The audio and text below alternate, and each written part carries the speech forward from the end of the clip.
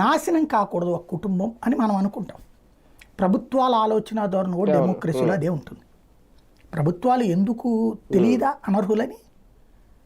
చట్ట ప్రకారమే రాష్ట్రంలో 10% మంది మాత్రమే పేదవారు ఉన్నారు. లెక్క ప్రకారం మనకి ఈ దేశపు లెక్కల ప్రకారం 45,000 రూపాయల లోపు సంపాదన ఉన్నవాడు పేదవాడు. పోనీ 1,50,000 రూపాయలు ఆ తర్వాత పెంచారు అంటున్నారు. 1,50,000 అంటే నెలకు ఒక 10,000 12,000 రూపాయల లోపు జీతం.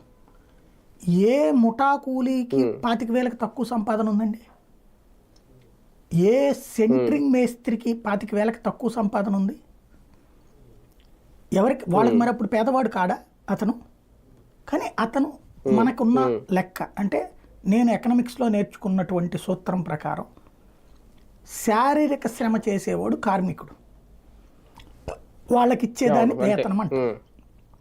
మానసిక శ్రమ చేసేటటువంటి వాడు ఉద్యోగి, దాన్ని జీతం అంటాం. ఇది శాలరీ, అది వేజెస్. అట్లాగే ఈ వర్గానికి ఎందుకు ఇస్తారు పేదలకి?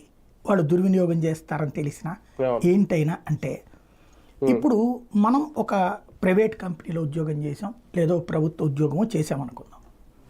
మన దాంట్లో కొంత అమౌంట్ పక్కన పెట్టుకుంటాం, లేదా ఆ పిఎఫ్ కింద వాళ్ళే కట్ చేస్తారు. పిఎఫ్